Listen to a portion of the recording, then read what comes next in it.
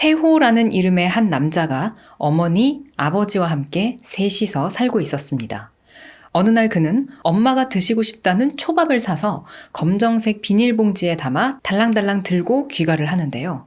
집에 도착해서 문을 열었을 때 세호는 보고 싶지 않은 광경을 맞닥뜨리게 됩니다. 이건 마치 뉴스나 범죄 다큐멘터리, 영화, 드라마에서나 나올 법한 그런 상황이었어요. 아버지의 오른손에는 붉은 피가 뚝뚝 떨어지는 과도가, 왼손에는 초록색 소주병이 들려 있었습니다. 그리고 엄마는 바닥에 피를 흘린 채 쓰러져 있었어요. 엄마가 누워있는 주변으로 검붉은 웅덩이가 생겨 있었습니다. 사실 언제든 이렇게 될 걸 세호는 이미 알고 있었어요. 늘 불안해하던 일이 결국 벌어진 것뿐이죠. 그는 과도를 들고 아버지가 어머니한테 한 짓을 똑같이 되갚아줍니다. 세호는 자신이 들고 온 검정색 비닐봉지 속 초밥 도시락을 열어서 눈을 감고 있는 엄마의 옆에 고이 놓아둬요. 그러면서 이런 생각을 합니다. 내가 조금만 더 빨리 집에 왔다면 뭔가 달라졌을까? 초밥을 사러 나가지 않았다면 달라졌을까? 집안에 있던 모든 과도를 내다 버렸었다면 달라졌을까? 그럼 엄마도 아버지도 죽지 않을 수 있었을까? 끔찍한 광경 앞에서 세호는 엄마 아빠의 뒤를 따라가는 선택을 합니다. 날카로운 흉기가 목을 꿰뚫는 순간 그의 눈앞에 말로만 듣던 주마등 같은 것이 스쳐 지나가는데요. 세호가 아주 어렸던 시절엔 그래도 새 가족이 좀 행복했었던 것 같습니다. 아버지의 회사가 망한 것이 모든 불행의 시작이었어요. 아버지는 술을 마시기 시작하면서 점점 다른 사람처럼 변해갔습니다. 그가 술을 마시고 취해서 행패를 부릴 때면 엄마는 어린 세호의 손을 잡고 동네를 걸으며 이런저런 이야기를 들려줬어요. 아버지와 어떻게 만났는지, 어떤 연애를 했는지, 어떻게 세호를 낳게 된 건지. 옛날 추억에 잠겨 서서히 세호의 의식이 꺼져가고 있었던 그때, 갑자기 어떤 목소리가 들려옵니다. 시간을 되돌려 줄까? 여기서부터는 또 다른 인물의 이야기가 이어져요. 이 이야기들이 나중에 어떻게 한 지점에서 딱 만나게 되는지 기대해주세요. 진짜 소름 끼칠 겁니다. 지방에서 올라와 대학교 근처에서 홀로 자취를 하고 있는 여대생이 있었습니다. 그녀의 이름은 영희. 이 영희는 수개월째 누군가에게 스토킹을 당하고 있었어요. 뭐 큰 위협이 있었던 건 아니었지만 항상 자신을 지켜보는 듯한 시선을 그녀는 분명히 느끼고 있었습니다. 학교에서 집으로 갈 때, 아르바이트를 하러 갈 때, 친구들과 놀러 갈 때, 그 모든 순간 스토커는 영희를 지켜보고 있는 것 같았어요. 그렇다고 지방에 계신 부모님들한테는 차마 말씀드릴 수가 없어서 주변 지인들에게 이야기를 해봤지만 네가 너무 예민해서 그런 거야 라는 핀잔만 들었습니다. 경찰서도 가보지만 직접적인 피해를 입은 게 아니었기 때문에 조치를 취할 수가 없다라는 대답만 돌아왔고요. 모두들 영희를 신경과민의 히스테릭한 여자로 보는 것만 같았습니다. 하지만 정말로 밤길을 걸을 때마다 뒤에서 느껴지는 그 발소리와 시선은 영희에게는 정말 커다란 스트레스이자 공포였어요. 그놈은 아직까진 직접적인 해를 끼치진 않았지만 언젠가 어떤 방식으로든 무슨 짓을 할지도 몰랐어요. 영희는 이제 점점 지쳐갑니다. 그냥 부모님한테 모든 걸 다 말씀드리고 시골로 내려갈까 하는 생각까지 들었죠. 그래도 내려가지 않고 버틸 수 있었던 건 한 남자를 만나면서부터였습니다. 그 남자를 만난 건 평소와 다름없던 어느 날 집으로 가는 골목에서였습니다. 영희는 그날도 자신을 뒤쫓는 발소리에 겁을 잔뜩 먹은 채 걷고 있었어요. 걸음이 조금이라도 느려지면 그놈에게 잡힐까? 내가 빨리 걸으면 저놈도 빨리 뛰어올까? 아니면 오늘에야말로 뒤에서 덮쳐와 무슨 일이 생길까? 이런 생각들을 하고 있었던 찰나 맞은편에서 걸어오던 처음 보는 남자가 영희에게 말을 걸어옵니다. 야, 너 되게 오랜만이다. 이 시간에 혼자 집에 가는 거야? 내가 데려다 줄게. 남자는 영희가 뭐라고 대꾸를 하기도 전에 얼른 자연스럽게 그녀의 곁에 탁 서는데요. 그러더니 영희의 귀에다 대고 작게 속삭입니다. 겁먹은 표정이셔서 봤더니 뒤에 이상한 남자가 계속 따라오고 있더라고요. 저 아는 척 하세요. 영희도 남자의 의중을 깨닫고 연기를 합니다. 그래, 진짜 오랜만이다. 두 사람은 아무 이야기나 지어내면서 대화를 나누며 골목을 한참 동안 걸어요. 어느새 뒤쪽에서 들려오던 발소리가 사라졌습니다. 영희는 남자에게 고맙다고 인사를 하며 이런 제안을 해요. 정말 고맙습니다. 저 진짜 무서웠거든요. 제가 내일 차라도 한 잔 살게요. 두 사람은 다음 날 학교 근처 찻집에서 만나기로 합니다. 영희는 평소에 바르지도 않던 매니큐어까지 바르고 약속 장소로 나가는데요. 남자가 초록색 니트를 깔끔하게 차려입고 약속 장소에 먼저 나와 있었습니다. 그의 이름은 찬석이었어요. 그는 영희가 다니는 대학 바로 옆 학교에 다녔고 기숙사에 살고 있었습니다. 두 사람은 서로 아르바이트가 비슷한 시간에 끝난다는 걸 알게 되고 그때부터 어두운 골목을 함께 걷기 시작해요. 그렇게 함께 걸으면서 더 많은 이야기들을 나누고 서로를 알아갑니다. 이제 공포의 골목이 설렘의 골목으로 바뀌게 됐어요. 하지만 영희는 과거에 그랬던 자신을 원망합니다. 시골로 내려갈까 말까 고민했을 때 그냥 내려갈 걸. 만약 그랬더라면, 찬석을 만나지 않았더라면, 그렇게 매일 밤 어두운 골목을 함께 걷지 않았더라면 그는 스토커가 휘두른 흉기에 찔리지 않았을 텐데. 네, 찬석은 영희와 함께 골목을 걷다가 영희의 스토커에게 변을 당하고 말았어요. 다시 세호의 이야기. 아까 시간을 되돌려준다라는 목소리가 들려왔었죠. 그 말에 세호는 고개를 끄덕입니다. 그러자 잠시 후 눈앞에 피가 낭자했던 집이 아니라 학교 강의실이 나타납니다. 휴대폰 날짜는 엄마가 아버지에게 무참히 변을 당하기 전날을 가리키고 있었어요. 세호는 수업이 끝나자마자 가방을 챙겨서는 곧장 가까운 초밥집으로 가요. 과거로 다시 돌아왔지만 여전히 엄마는 초밥을 먹고 싶어 할 것 같아서 얼른 사서 집으로 달려갑니다. 엄마는 태연하게 TV를 보고 계셨어요. 엄마가 내 눈앞에 살아있다는 사실이 너무나 기쁜 세호. 하지만 엄마의 얼굴에는 표정이 없습니다. 엄마 드시라고 초밥도 사왔건만 그녀의 눈동자는 텅 비어있는 듯 했어요. 긴장한 듯, 공포에 질린 듯 엄마는 별로 행복해 보이지 않았습니다. 시간을 되돌려도 그렇게 많은 것이 바뀌어 있지는 않았어요. 다음 날 아침 눈을 뜨는 세호. 자, 바로 오늘이 사건이 일어나는 그날이죠. 세호는 오늘 절대로 밖으로 나가지 않으리라 다짐합니다. 집에 있었던 과도도 아파트 쓰레기장에 다 갖다 버렸어요. 그렇게 세호는 엄마를 지켜내고 안전하고 평화롭게 시간은 흘러갑니다. 집에 세호가 와 있는 걸 아는지 아버지는 코빼기도 보이지 않았어요. 그는 아들이 집에 있을 땐 잘 들어오지 않거나 들어오더라도 얌전하게 굴었습니다. 그렇게 조용하게 일주일이 흐르고 세호는 휴학 신청을 하러 잠시 학교에 가는데 그 사이 아버지는 돈 좀 내놔보라고 엄마를 위협하다가 결국 또 일을 저지르고 맙니다. 엄마가 갖고 있었던 돈은 고작 15,000원. 그마저도 뺏기기 싫어서 몸부림을 치다가 엄마는 생선이 든 봉지로 아버지의 뺨을 후려쳤고 여기에 이성을 잃은 아버지는 결국 엄마를 저 세상으로 보내버렸어요. 이날 아버지가 휘두른 과도는 일주일 전 집을 안전하게 하겠다고 세호가 아파트 쓰레기장에다 내다 버렸던 그 과도였습니다. 세호는 이 모든 소식을 학교에서 들었습니다.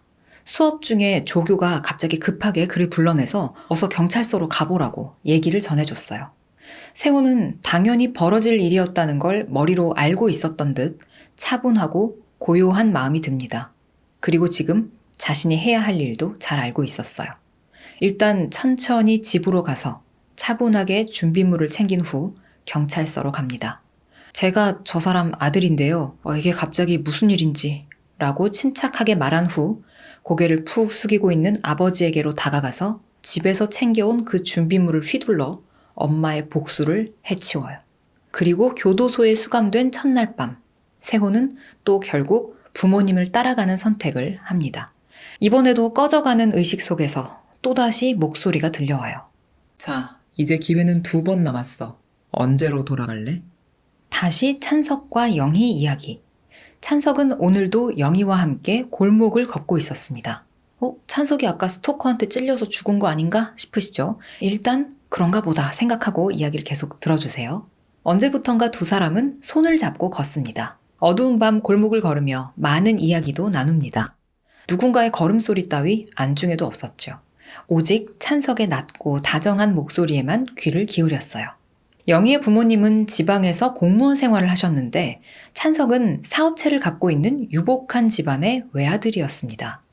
그는 작년에 군에서 제대를 했고 학교를 졸업하면 아버지의 사업을 이어받을 계획이라고 했어요. 영희는 지금 대학교에서 전공하고 있는 프랑스어 학과를 졸업하면 잘 돼봤자 학원 강사 정도나 할까 말까였습니다. 끼리끼리 만나야 한다던 엄마 말씀이 떠오르긴 했지만 그런 건 지금 이들에게 중요치 않았어요. 영희와 찬석은 골목을 걷다가 서로 잘 자라는 말을 10번은 주고받은 뒤에야 애틋한 마음을 갖고 헤어졌습니다. 찬석은 왔던 골목길로 되돌아갔고 영희는 자취방으로 들어갔어요. 자취방에 들어와 옷을 갈아입는데 영희의 겉옷 주머니에서 뭔가가 툭 떨어집니다. 찬석의 손수건이었어요. 포장마차에서 같이 군것질을 하다가 영희가 손에 어묵 간장을 묻혀서 찬석이가 이 손수건으로 닦아줬었던 거죠. 간장 자국이 동그랗게 말라붙어 있는 손수건. 사실 손수건 따위 바로 돌려주지 않아도 상관은 없었지만 이 핑계로 찬석을 조금이라도 더 보고 싶어서 영희는 다시 옷을 챙겨 입고 밖으로 나가는데요. 찬석이의 걸음은 느리고 영희는 빠른 편이었기 때문에 부지런히 가면 분명 금방 따라잡을 수 있을 듯 했어요. 그의 뒷모습을 붙잡고 손수건을 건네주고 손도 한 번 더 잡고 기왕이면 뽀뽀도 한 번 더 하고 그럴 생각에 영희의 마음은 설렙니다. 이윽고 골목의 코너를 돌았을 때 영희의 눈에 나타난 건 피를 흘리며 쓰러져 있는 찬석이의 모습이었어요. 그는 눈을 채 감지도 못하고 목을 공격당한 채 누워 있었습니다. 그리고 그 옆에 쓰러진 찬석을 내려다보는 검은 옷의 남자. 영희는 너무나 큰 충격을 받아 비명을 지르지도 도망을 치지도 못하고 그 자리에서 완전히 얼어붙은 채 정지해버리는데요. 검은 옷의 남자는 영희를 바라보며 우는 것처럼 웃었습니다. 아니, 웃는 것처럼 우는 것 같기도 했어요. 이제 저 스토커가 잠시 후면 나도 공격하겠지. 하지만 영희의 예상과는 달리 그는 영희를 빤히 바라보며 이렇게 말합니다. 그래도 다행이야. 이게 마지막이에요. 그리고는 뒤돌아서 골목길을 빠르게 뛰어 멀어지는 남자. 영희는 그대로 정신을 잃어버립니다. 무엇이 다행이라는 건지, 무엇이 마지막이라는 건지 아무것도 알 수가 없었지만 영희는 남자의 발소리를 알고 있었어요. 그동안 숱하게 집요하도록 자신의 뒤를 쫓던 그 발소리. 모든 게 암흑에 잠긴 상태에서 처음 듣는 목소리가 말을 겁니다. 자, 너한테도 기회는 3번 줄게. 시간을 되돌려줄까? 영희는 정신을 잃어가며 무의식 중에 응 하고 대답해요. 그러자 세상이 다시 환해지고 손에 온기가 느껴집니다. 영희야 라고 부르는 찬석의 목소리도 들려와요. 영희는 눈앞에 보이는 찬석을 와락 껴안습니다. 찬석을 꼭 껴안은 채 영희는 골목 저 어딘가에 검은 옷의 남자가 자신들을 보고 있을 것만 같은 기분이 들어요. 영희는 절대 찬석을 저쪽으로 보내지 않겠다고 결심합니다. 우리 집에서 자고 가. 찬석은 영희를 따라 그녀의 자취방으로 들어가요. 다시 세호의 이야기. 그는 평소처럼 저 다녀올게요 하고 인사를 하고는 집을 나섭니다. 엄마는 아무런 대꾸가 없었어요. 요즘 자꾸만 세호를 대면대면 대하시는 것 같습니다. 집을 나온 세호는 미친 듯이 아버지가 있을 만한 장소를 뒤지고 다니기 시작하는데요. 집 근처 술집, 공원, 편의점, 다방. 그러다 문득 깨달아요. 세호가 없는 동안 아버지가 향할 곳은 바로 엄마가 혼자 있는 집이란 사실을. 아버지는 정말 귀신같이 세호가 없는 순간만을 골라서 집을 쑥대밭으로 만들어 놓곤 했습니다. 생각이 여기에 미치자 세호는 다시 집 쪽으로 뛰기 시작해요. 낡은 엘리베이터가 높은 층에서 내려오질 않자 계단을 막 뛰어 올라갑니다. 현관문이 열려 있었어요. 불길한 예감은 틀리지 않는 걸까? 집안에서 비명 소리가 들려옵니다. 세호는 챙겨 나왔던 흉기를 품속에서 쓱 꺼내 준비를 합니다. 아버지가 엄마를 해치기 전에 자기가 먼저 아버지를 없애버릴 생각이었어요. 집 안으로 그렇게 헐레벌떡 뛰어들어가자 엄마의 머리채를 움켜쥔 아버지의 모습이 눈에 들어옵니다. 엄마의 이마 쪽에서는 피가 흐르고 있었어요. 세호는 이전에 자신이 막지 못했었던 그 상황이 또다시 반복되게 둘 순 없었어요. 이번엔 엄마를 정말 간절히 살리고 싶었습니다. 세호는 아버지의 몸을 들이받아서 쓰러뜨리고 그 위에 올라타요. 당황스러움으로 번들거리는 아버지의 눈을 바라보며 한치의 망설임도 없이 그의 목을 내리 찍습니다. 자, 이제 모든 게 끝난 걸까요? 세호는 고개를 들어서 엄마를 쳐다봐요. 드디어 엄마가 살았습니다. 엄마도 텅 빈 눈동자로 세호를 바라봐요. 근데 그건 마치 살아도 산 게 아닌 죽은 거나 다름없는 그런 눈빛이었습니다. 세호는 순간 깨닫습니다. 이게 아닌데, 내가 바꾸고 싶었던 건 이런 게 아닌데. 문제의 시발점은 보다 근본적인 데 있었던 거예요. 엄마가 이렇게 표정을 잃어버리기 전, 아버지 회사가 망하기 전, 그래서 그가 술을 마시기 시작하기 그 전, 아니 어쩌면 그보다 훨씬 더 전인 부모님이 서로를 만나기 전으로 돌아가야만 했어요. 그때 귀에 익은 목소리가 말합니다. 자, 이제 한 번 남았어. 세호는 이제 진짜로 언제로 돌아가서 뭘 해야 할지 정확히 알고 있었어요. 확신을 가지고 세호는 말합니다. 내가 태어나기 전으로도 갈 수 있어? 목소리는 당연하지. 라고 대답하고 깔깔깔깔 웃으면서 세호가 원하는 시간으로 그를 데려가요. 찬석과 영희의 이야기입니다. 영희를 따라서 자취방 안으로 들어온 찬석. 곤히 잠든 그를 바라보며 영희는 안도와 불안함을 동시에 느낍니다. 오늘은 그 검은 옷의 남자로부터 찬석을 지켜냈지만 이 다음에는 확신할 수가 없었어요. 그리고 시간을 되돌려준다던 그 목소리는 또 뭐였을까? 영희는 잠에 들 수가 없었습니다. 다음날 해가 뜨자 찬석은 학교에 가기 전 기숙사에 들러 교재를 챙겨야 한다면서 일찌감치 영희의 집을 나서는데요. 그가 골목으로 나가는 것 자체가 두려웠지만 그를 언제까지고 가둬둘 수만은 없는 일이었어요. 하루만 수업 빠지면 안 되냐고 애원을 해보지만 찬석은 잠시만 기다리라고 하고선 나가버렸습니다. 하지만 다행스럽게도 그날도 그 다음 날에도 그 다다음 날에도 나쁜 일은 일어나지 않았어요. 평화로운 일상이 반복되자 영희의 초조했던 마음도 조금씩 누그러지기 시작합니다. 어느 순간부턴가 기분 나쁘게 달라붙었던 스토커의 시선도 느껴지지 않았어요. 영희가 골목을 혼자 걸어도 밤늦게 나다녀도 더 이상 발걸음 소리는 들리지 않았습니다. 영희는 하루하루 행복했어요. 스토커는 사라졌고 찬석과의 사랑은 깊어져만 갔습니다. 영화의 해피엔딩을 이끌어낸 주인공처럼 뿌듯함과 행복함이 넘쳐 흘렀죠. 그렇게 행복한 나날들이 앞으로도 계속될 것만 같았습니다. 하지만 비극은 그 시점에 다시 부메랑처럼 방향을 틀어 돌아오는데요. 알고 보니 스토커는 완전히 사라져버린 게 아니었어요. 영희에서 찬석으로 표적을 바꿨을 뿐. 어느 날 영희는 오랜만에 동기들과 술자리를 가지고 있었고 찬석은 늦은 시간까지 도서관에서 공부를 하고 있었어요. 공부를 하던 찬석이 잠시 캔커피를 사러 나온 순간 검은 옷의 남자는 찬석을 덮쳤습니다. 전날 술자리에서 막걸리에 소주를 섞어 마셨던 영희는 다음날 아침에 이 소식을 듣고 찬석의 시신을 확인하러 가요. 그는 그냥 자고 있는 것만 같았습니다. 죽었다고는 도저히 믿을 수가 없었어요. 찬석의 차가운 손을 잡고 있다가 영희는 그만 오액 구토를 해버립니다. 어젯밤에 마신 술 때문일까요? 영희가 느끼는 심적 고통 때문일까요? 아니면 혹시 뭔가 다른 가능성이 있는 걸까요? 영희는 어떠한 덩어리도 없는 위에까지 다 토해내고 나서야 화장실에서 나올 수 있었습니다. 하지만 그러고도 메스꺼림은 멈추질 않았어요. 마치 입덧처럼. 경찰은 찬석을 그렇게 만든 범인을 잡지 못했습니다. 그 검은 옷의 남자는 머리카락 한 올, 흔적 하나 남기지 않고 자취를 감췄어요. 마치 찬석을 처리하는 것이 자신의 목표였던 양 미련 없이 증발해버린 듯합니다. 영희는 곰곰이 생각을 해봅니다. 찬석은 왜 죽었을까? 왜 죽을 수밖에 없는 걸까? 진정 벌어질 일은 그냥 벌어지고야 마는 것일까? 생각이 꼬리에 꼬리를 물고 머릿속에서 숨바꼭질을 하는 듯 했어요. 영희는 밥도 먹지 않고 잠도 자지 않고 아무도 만나지 않고 생각의 꼬리 잡기를 이어간 결과 한 가지 생각에 도달합니다. 내 스토커한테 찬석이가 당하지 않으려면 찬석이는 애초부터 나를 만났으면 안 됐어.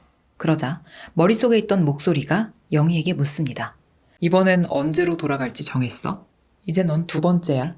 목소리는 기분 나쁘게 또 깔깔깔 웃으며 영희가 원하는 대로 그녀를 데려다 놓아요. 정신을 차려보니 달력은 찬석이 죽임을 당하기 2달 전을 가리키고 있었습니다. 영희가 시골로 내려갈까 말까를 고민하고 있었던 바로 그때쯤이었죠. 찬석과 영희가 서로를 알게 되기도 전. 영희는 오늘 골목을 걷지 않기로 결정합니다. 찬석을 마주치지 않기 위해서요. 곧장 아르바이트 하던 곳으로 전화를 걸어서 급한 일이 생겨서 이제부터 못 나간다고 죄송하다는 말만 남기고는 급하게 짐을 싸기 시작합니다. 그리고는 짐가방을 들고 불이 나게 버스터미널로 가서 고향으로 가는 버스 티켓을 사요. 단 2시간 사이 영희는 서울에서의 삶을 정리해버렸습니다. 오늘 나는 서울에 없으니까 찬석이를 만날 일도 없겠지. 그렇다면 찬석이가 그렇게 죽는 일도 일어나지 않겠지. 그렇게 서울에서 버스를 탄 지 3시간 만에 고향에 도착한 영희. 갑작스럽게 집에 돌아온 딸을 보고 엄마는 이게 무슨 일이냐며 호들갑을 떨었어요. 영희는 아무런 대답도 할 수가 없었습니다. 무슨 설명을 할 수가 있겠어요. 그날 저녁 영희는 엄마가 차려주신 밥을 2공기나 먹고 자리에 눕습니다. 지금 이 시간이 바로 찬석이가 영희를 골목길에서 구해줬던 딱 바로 그 시간이었어요. 영희는 혼자서 조용히 이별을 맞이합니다. 고향에서 지내는 한 달 내내 집 밖으로는 한 발짝도 나가지 않는 영희. 그럴 리가 없겠지만 혹여나 찬석이 이 지역으로 여행이라도 와서 마주치게 될까봐 그런 거였죠. 부모님은 말없이 그런 영희를 걱정스럽게 바라봅니다. 그래도 한 달이 좀 지나고부터는 가끔 외출을 하기도 했어요. 집 앞 슈퍼를 다녀오거나 근처 공원을 산책하기도 하고 고향 친구들을 드문드문 만나는 정도였습니다. 이렇게 시간은 평화롭고 안정적으로 흘러가고 있었어요. 영희는 이대로 시간이 1년만 지나면 사랑했던 찬석도 잊을 수 있을 것만 같은 기분이 듭니다. 그렇게 그날도 한가롭게 엄마가 차려주신 밥을 먹고 과일을 먹으며 영희는 아버지가 보시던 신문을 흘끔흘끔 같이 보는데 웬 사회 부적응자가 묻지마 살인을 저지른 사건에 대한 기사였어요. 범인은 아직도 잡히지 않은 상태라고 합니다. 피해자는 진짜 억울하겠다. 하필 그 많은 사람 중에 눈에 띄어서 아무런 이유도 없이 죽임을 당하다니. 이렇게 생각하던 영희의 눈에 기사 제목이 들어옵니다. 서울 금진구 모 대학 재학 중이던 김모 씨, 괴한에게 찔려 숨져. 그리고 그 옆엔 찬석이의 얼굴이 실려 있었습니다. 다시 세호의 이야기예요. 자신이 태어나기 전, 엄마 아버지가 결혼을 하기 전, 부모님이 사랑에 빠지기 전, 아니 둘이서 마주치기도 전인 그때, 그 시점으로 가야 한다고 생각하는 세호. 그는 가족의 비극이 시작되기도 전의 시점으로 가려고 해요. 아버지와 엄마가 만나질 않고, 그래서 결혼도 하지 않고, 그래서 자기도 낳지 않는다면, 그럼 이런 비극도 존재하지 않을 테니까요. 엄마를 위해서라면 자기는 태어나기도 전에 사라져버려도 괜찮았어요. 세호는 그 시점으로 돌아가기 위해서 엄마가 자신이 어릴 적 해줬던 이야기들을 떠올려 봅니다. 옛날에 아주 나쁜 사람이 있었어. 골목마다 엄마를 맨날 따라다니면서 막 무섭게 했었거든. 근데 어느 날 그 나쁜 놈이 엄마한테 해코지할까봐 겁에 질려서 걷고 있었거든?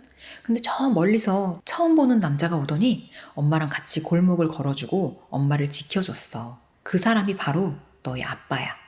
아빠가 지금은 많이 힘들어서 저렇게 됐지만 사실 되게 좋은 사람이었다. 그러니까 아빠 너무 미워하지 말어. 엄마는 아버지를 만나고 1년 정도 연애를 하다가 세호를 임신하는 바람에 결혼을 서둘렀다고 해요. 세호는 바로 그 시점으로 돌아가기로 결심합니다. 세호는 엄마가 그 골목에서 아버지를 처음 만난 게 1990년이란 걸 알고 있었어요. 그치만 몇 월 며칠인지까지는 몰랐습니다. 그래서 1999년 1월로 돌아갔어요. 세호는 그때로 돌아가자마자 엄마가 다녔다는 대학을 찾아서 엄마가 전공한 프랑스어 학과의 학생 기록을 뒤져봅니다. 86학번 최영희 찾았어요. 세호는 엄마의 주소도 알아냅니다. 그리고 그때부터 엄마 영희의 뒤를 계속 쫓으면서 따라다니기 시작해요. 젊은 시절의 엄마는 너무나 아름답고 생기발랄했습니다. 저 아름다운 모습을 계속 지켜주고 싶었어요. 그녀의 삶에 아버지나 자기 같은 불순물이 끼어들지 않게 해야지. 세호는 다짐합니다. 엄마 영희의 아르바이트는 밤 늦게 끝났어요. 그래서 세호는 매일 밤 엄마가 집으로 돌아가는 골목길을 따라 걷습니다. 가끔 엄마가 세호의 발걸음 소리를 듣는 것 같기도 했어요. 세호는 엄마의 걸음 속도를 맞춰 따라갑니다. 엄마가 무서워한다는 걸 깨달은 뒤로는 더욱더 소리를 내지 않고 살금살금 숨어서 걸었지만 엄마는 그래도 겁을 내고 막 뛰어서 도망쳐버리곤 했어요. 그렇게 엄마를 계속해서 쫓아다니던 어느 날 드디어 엄마 영희가 젊은 시절의 아버지 찬석을 만납니다. 두 사람은 딱 봐도 처음 보는 사이였지만 세호를 의식한 듯 어색하게 서로 아는 척, 친한 척을 하면서 골목 저쪽으로 걸어갔어요. 세호는 오늘만큼은 엄마를 더 따라가지 못합니다. 그리고 그 순간 깨달았어요. 옛날에 골목마다 맨날 엄마를 따라다니면서 무섭게 하던 나쁜 놈이 있었어. 그 나쁜 놈은 바로 세호 자신이었다는 걸. 세호는 그 길로 폐가에 처박혀서 생각에 생각을 거듭합니다. 그러니까 결국 엄마와 아버지를 만나게 만든 건 미래에서 온 자기 자신이었어요. 자기가 엄마를 지켜준답시고 따라다닌 게 이런 결과를 만든 겁니다. 세호는 자책하며 절망에 몸부림치고 자기 선택을 후회해요. 하지만 이제 와서 다시 돌아갈 수는 없습니다. 이번이 세 번째이자 마지막 기회였거든요. 그 두 사람이 이미 만나게 되었기 때문에 이제 세호가 고를 수 있는 선택지는 하나밖에 남지 않았습니다. 찬석을 죽이는 것. 다음 날, 세호는 영희와 찬석이 자주 지나다니는 골목에 숨어서 그들을 기다려요. 엄마 영희를 놀라게 하지 않기 위해서 아버지 찬석이 엄마를 자취방에 데려다주고 돌아오기만을 숨죽여 기다립니다. 두 손을 꼭 잡고 골목을 함께 걷는 두 사람의 뒷모습을 보며 세호는 눈물을 흘려요. 서로의 미래를 모르고 마냥 저렇게 행복해하는 그들이 안쓰럽기도 하고 부럽기도 합니다. 왜 우리는 이렇게 된 걸까? 왜 이때처럼 계속 행복하고 아름다울 수 없는 걸까? 고개를 쳐박고 한참을 쭈그려 앉아 울고 있던 세호의 어깨에 누군가가 손을 올립니다. 저 추운데 괜찮으세요? 눈에 별을 박은 듯 반짝반짝한 동공으로 세호를 걱정스럽게 바라보는 젊은 시절의 찬석. 엄마 말이 맞았습니다. 아버지는 젊은 시절엔 참 좋은 사람인 것 같았어요. 품에 과도를 숨기고 있었지만 세호는 찬석이의 그 따뜻한 손길에 잠시 머뭇머뭇거립니다. 하지만 이내 자신의 목표를 상기하고는 그에게 과도를 휘두르는데 잠시 후 흉기가 배에 팍 꽂힙니다. 하지만 찬석이의 배가 아니었어요. 세호의 몸에서 피가 흐르고 있었습니다. 이게 어떻게 된 걸까요? 뒤를 돌아보니 영희가 서 있었어요. 그녀가 자신의 애인 찬석을 구하기 위해서 검은 옷의 남자, 즉 세호를 처리한 거였습니다.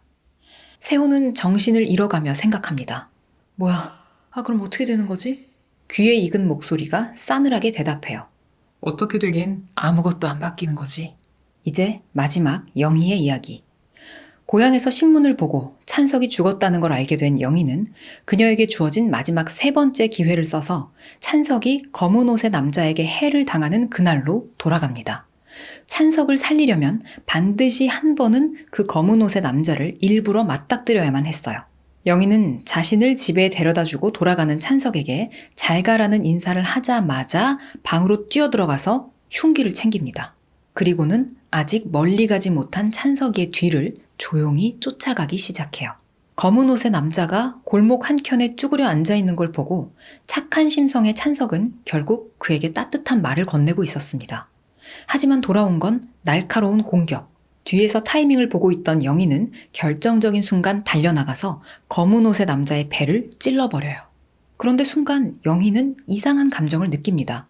찬석을 살려서 다행이라는 안도감이 들면서도 분명히 자신을 괴롭혔던 스토커인데 그 검은 옷의 남자가 죽는 게 왠지 모르게 너무 가슴이 아프고 슬펐어요. 그렇게 세월이 흐르고 영희는 찬석과 결혼해서 아들을 낳고 세호라는 이름을 지어주고 애지중지 키웁니다. 오늘따라 초밥이 먹고 싶다고 얘기를 꺼냈더니 아들 세호가 자신을 위해서 초밥을 사러 나가요. 이토록 다정한 아들이지만 영희는 아들 앞에선 표정이 쉽게 굳어버리곤 합니다. 아이가 커서 자라면 자랄수록 젊은 시절 자신을 그토록 괴롭혔었던 그 검은 옷의 남자랑 얼굴이 똑같아지는 거예요. 그래서 아들 세호만 마주하면 그 긴장감과 공포심으로 어떠한 표정도 잘 지을 수가 없습니다. 눈빛도 점점 텅 비어가요. 아들 세호가 그렇게 초밥을 사러 나간 사이 남편 찬석이 집으로 돌아옵니다. 젊은 시절 다정했던 남편은 아버지의 사업체를 물려받아 운영을 하다가 회사가 망해버린 뒤로 완전히 다른 사람이 돼버렸어요. 영희는 더 이상 행복하지 않은 지 아주 오래됐습니다. 오늘도 술을 마시고 들어와 행패를 부리는 찬석. 그는 영희의 머리채를 잡고 흔들다가 결국 과도를 들고 설치더니 그녀를 찌르고 말았어요. 복도 저 멀리에서 검정색 비닐봉지를 부스럭부스럭 들고 집으로 달려오는 아들 세호의 발걸음 소리가 들립니다. 이렇게 먼저 가서 미안하다는 마음이 들지만 이미 3번의 기회를 다 써버렸기에 시간을 되돌릴 수도 없었어요. 그때 귀에 익은 목소리가 깔깔깔 웃으며 말합니다. 결국 벌어질 일은 벌어지지. 네, 굉장히 약간 기분 나쁘고 소름 끼치는 그런 소설이었죠. 이거 굉장히 얇은, 네, 요가 갈 시간이네요. 굉장히 얇은 책인데요. 이 안에 하나의 얘기가 있는 게 아니라 4개의 이야기가 있어요. 제가 지금 요약을 해드린 거는 오버랩 나이프라는 이야기입니다. 조예은 작가님.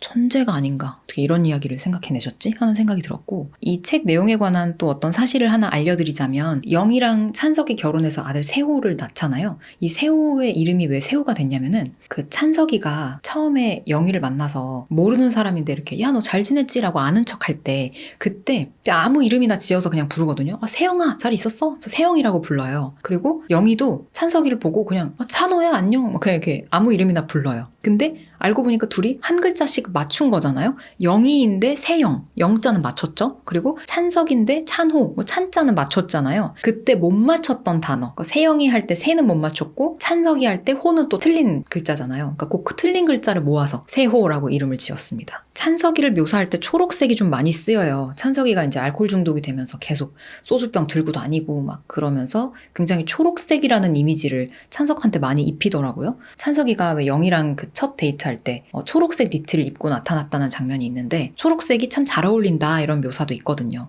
근데 제가 얼마 전에 보니까 디즈니 만화에서 악역을 표현할 때 초록색을 많이 쓴다라는 콘텐츠를 어디서 봤는데 이 조예은 작가님도 디즈니처럼 이 나쁜 놈 찬석을 묘사할 때 초록색을 썼네요. 댓글 중에 이렇게 시간을 막 되돌리면서 좀 물고 물리는 이런 영화 요약해달라고 요청하셨던 분이 분명히 계셨던 것 같아요. 그 타임 패러독스를 요청하셨던 것 같은데 또 그 트라이앵글이라는 영화도 비슷한 결로 알고 있고 제가 예전에 요약을 해드렸던 나비 효과라는 영화도 시간을 되돌려서 선택을 달리하면 결과가 달라지는 뭐 그런 내용이었죠. 오늘 소설 같은 경우에는 뭘 뒤바뀌고 뭐 난리 부르스를 쳐도 어쨌든 벌어질 일은 벌어진다 이런 결론으로 끝나지만요. 재밌는 제목의 책 칵테일, 러브, 좀비 한번 읽어보시는 걸 추천합니다. 저는 도서관에서 빌려서 읽었고요. 얇아서 금방 읽어요. 그 점이 매우 마음에 듭니다. 오늘도 끝까지 시청해주셔서 감사합니다. 안녕. 고양이 보여달라고 하셨는데 오늘은 제가 후반부에 말을 너무 많이 했어요. 고양이 다음에 보여드릴게요. 안녕.